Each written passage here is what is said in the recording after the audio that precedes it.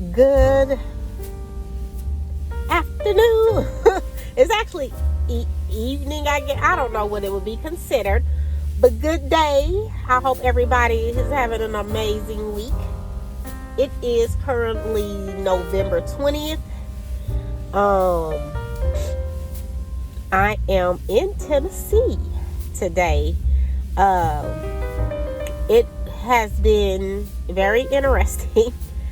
Yesterday, of course, I picked up a load from Columbia, South Carolina, and I had to stay on that load all day. It took me all day because of the weight. So of course, I had to have them rework the trailer twice, because the first time they did it, it was the same exact weight. The second time I did it, they loaded it how I wanted to, but it ended up working out at the end of the day, but it wasn't how I wanted it to, but it still ended up working out. So that's all that mattered. Then once I got into Georgia, it was raining cats and dogs, which I heard it was raining, but I hadn't experienced that because I was in South Carolina and it was not raining. So luckily I was able to stop by the house and take a rester. And then I had to get up at the butt crack of, well, heck, it wasn't even the butt crack. Heck, it was black pitch night, old dark 30, wee hours of the morning. If the morning started at 12, I was up just a couple hours after that, okay? Getting that load that should have been dropped off at, mind you, 9 o'clock that morning, 10 o'clock the day before. I couldn't drop it off until the next day because one, I got there at like 4 in the morning. We'll just say 5 because they have 2 different spots, but I end up going around the corner, and that was like at 4:51. Then I came back around to the actual spot, and I remember signing the paper. When I looked at their clock, I had put 5:01 in, but I had already been there. I had to, shut down, grab my paperwork, do this, do that, walk up in there, tell Buddy what I was here for, give him information, and then I signed in. So, that's a good 2, 3, 4, 5 minutes worth of stuff before I even start writing in the book. So from 5 o'clock in the morning until 12, was it 10 or 12?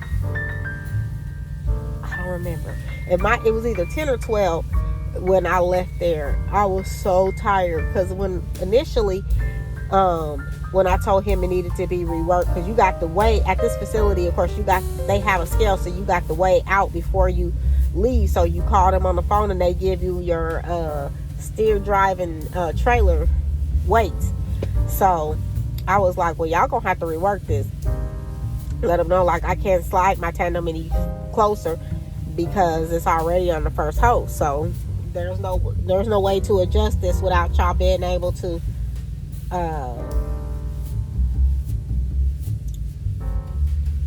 y'all gonna have to rework it. So he was like, oh, well, nobody's in right now, you can. So I was like, well, what do you want me to do? Where you want me to park until somebody comes in? So he told me, just to go back and park the trailer, or go park in the spot where I parked my empty trailer. So I went in there and I was like, well, what time they supposed to come in? He was telling me they should be there at 6 o'clock. So I was like, okay, cool.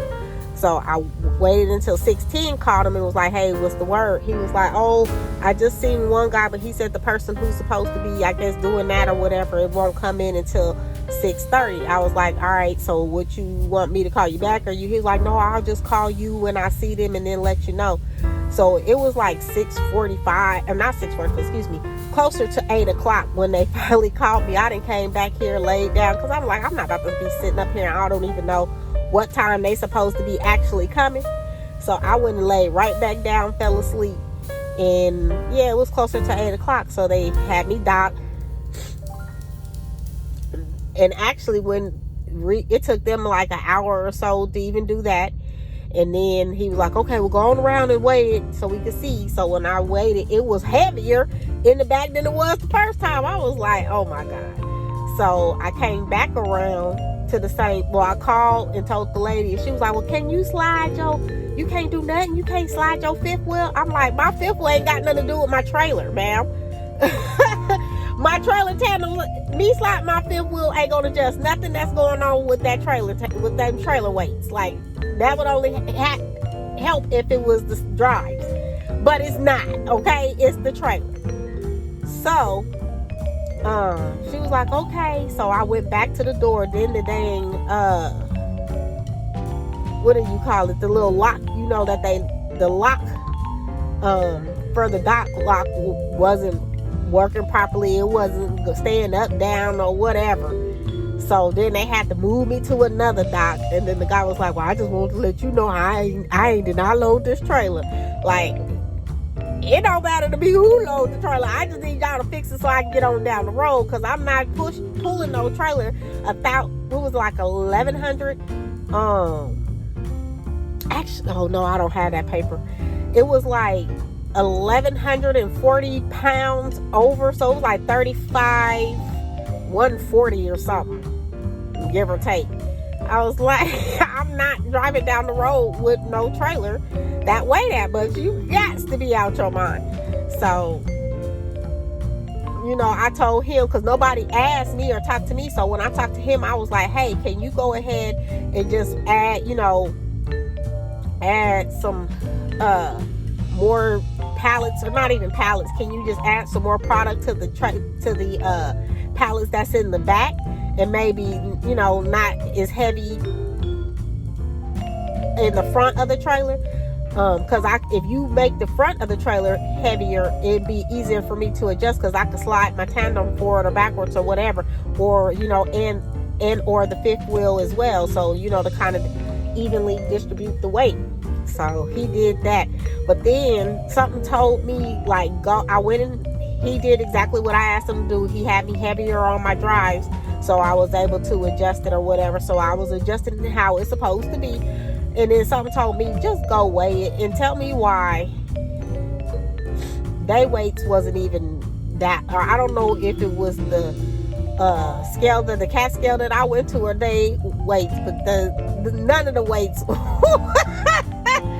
was equal or nothing. I was like, oh my God, I should have just left and figured it out down the road, because at that point wouldn't have been no dang weigh stations open anyway, because by the time I left out of there and got into Georgia, it would have probably been maybe 6 o'clock in the morning. Ain't no weigh stations open at 6 o'clock in the morning, so I'd have been able to go breeze right on through there.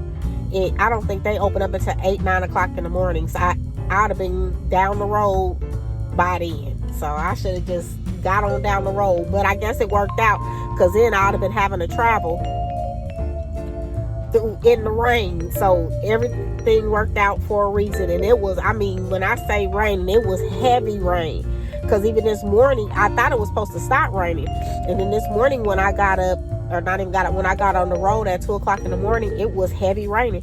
And then the crazy part about it is, on 285 in certain areas, you can't even see the lines.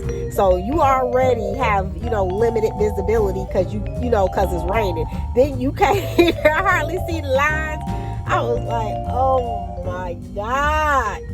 And it's dark 30, so it's like black pitch night, heavy rain. But you know, we do this. So of course, you know, I got the trailer where it needed to go, then turn around and took another trailer up to closer to South Carolina. I think the place is called Hartwell, which it was a little cute little, you know, path that I had to go through. That was, the little area was kind of cute. I liked the houses that were on that block. I can't tell you none of the street names, but those were some cute houses. And then they wanted me to, after I dropped that off, they wanted me to bring the empty trailer all the way from Hartwell all the way back to Austell. And then once I got there, I'm figuring that all my stuff will be together, honey. They only got my paperwork or my billing process to even be able to bring the empty in. And I'm like, okay. So, I called them, or actually I sent the message first, because normally, like, when I'm at the stoplight, I'll go ahead and process my paperwork or my in-gate so I could just be able to go in.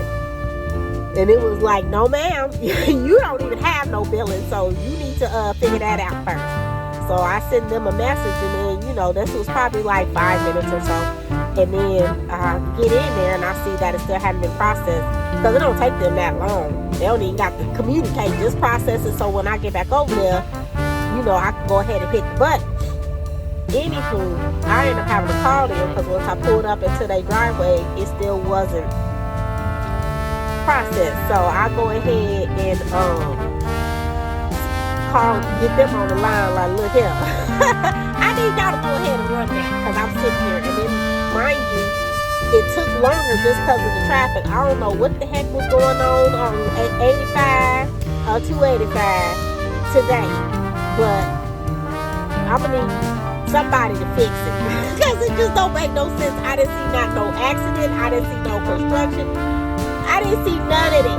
And mind you, this is midday, so like when I was coming through 285, it was like 10, 11 o'clock. And then by the time I got up to 285, it was like 11:15. I should have already been at Austell by that time, but it took like 20, 30 minutes just to get off 285 to get on the 20. I was like, what the heck is going on? I was so irritated. I was like, oh my God.